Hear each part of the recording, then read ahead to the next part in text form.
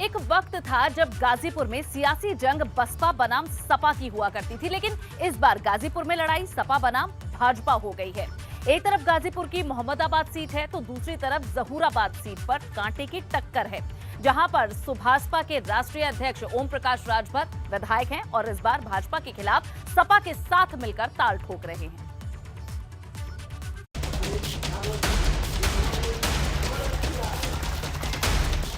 सातवें चरण में सबसे बड़े लड़ैया की बात की जाती है तो नजरें घूम जाती हैं गाजीपुर की जहूराबाद सीट की तरफ, जहां से सुभाषपा के अध्यक्ष ओम प्रकाश राजभर विधायक हैं और एक बार फिर से ओम प्रकाश राजभर मैदान में है।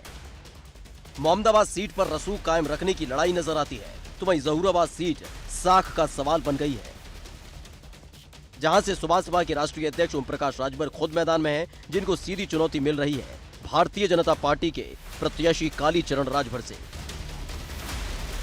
लेकिन अब ये आने वाला वक्त बताएगा कि जनता किसे चुनती है और यहां जीत किसकी होती है, लेकिन मुकाबला यहां भी पूरी तरह से कड़ा और मजबूत है।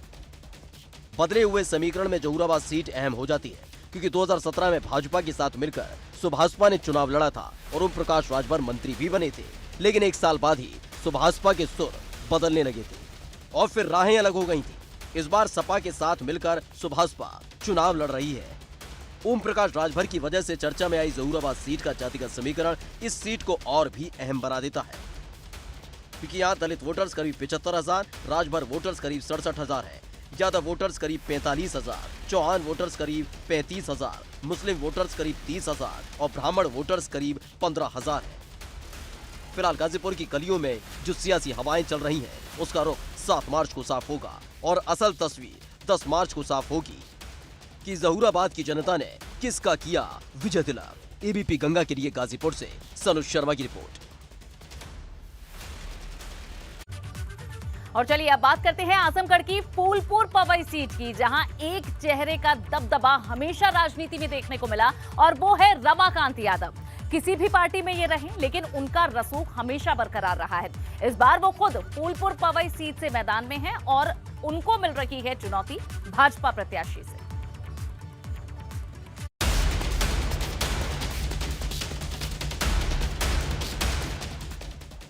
आजमगढ़ में सियासी लड़ाई सबसे जबरदस्त देखने को मिल रही है और आजमगढ़ की फूलपुर पवई सीट पर जबरदस्त फाइट भी देखने को मिल रही है, जहां 7वें चरण में 7 मार्च को वोटिंग होगी।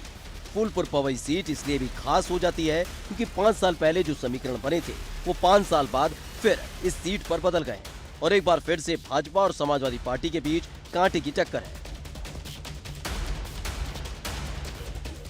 दरअसल समाजवादी पार्टी के प्रत्याशी रमाकांत यादव मैदान में है तो वहीं दूसरी तरफ फूलपुर पवई सीट पर भाजपा प्रत्याशी राम सूरत राजभर है। दरअसल फूलपुर पवई सीट पर सपा की टिकट से रमाकांत यादव ताल ठोक रहे हैं। इस सीट से भाजपा के अरुण यादव मौजूदा विधायक हैं, जो रमाकांत यादव के बेटे हैं और 5 साल बाद अब रमाकांत यादव के सपा में आने के बाद इस सीट से वो मैदान में है। सियासी रण के आखिरी चरण में अब 7 मार्च को 9 जिलों की 54 विधानसभा सीटों पर वोट डाले जाएंगे। इसमें आजमगढ़ की 10 विधानसभा सीटें भी शामिल हैं। समाजवादी पार्टी दावा कर रही है कि पिछली बार 9 सीटें जीती थी, लेकिन इस बार 10 की 10 सीटें आजमगढ़ में जीतेंगे। तो बीजेपी के अपने दावे हैं। बीजेपी कह रही कि इस बार आजमगढ़ में परिवर्तन होगा, कम से कम 3 सीटें बीजेपी जीतेगी।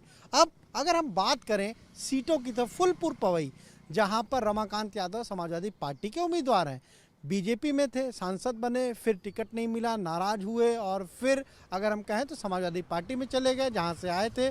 समाजवादी पार्टी ने उम्मीदवार बनाया है और उन्हें टक्कर दे रहे हैं राम सूरत राजभर। फूलपुर पवई सीट का जातिगत समीकरण भी जानना जरूरी हो जाता है, जिससे साफ हो सके कि इस सीट पर फाइट कितनी जबरदस्त है। दरअसल फूलपुर पवई सीट पर यादव वोटर्स तकरीबन 75,000, दलित वोटर्स 55,000, मुस्लिम वोटर्स 40,000, मल्लाह बिंद वोटर्स 26,000, ब्राह्मण वोटर्स 12,000 और क्षत्रिय वोटर्स करीब 9,000 है। फिलहाल फूलपुर पवई सीट पर कांटे की टक्कर देखने को मिल रही है, जहां रमाकांत यादव जैसे दिग्गज मैदान में है। एबीपी गंगा के लिए आजमगढ़ से अनुभव शुक्ला की रिपोर्ट। एक तरफ फूलपुर पवई सीट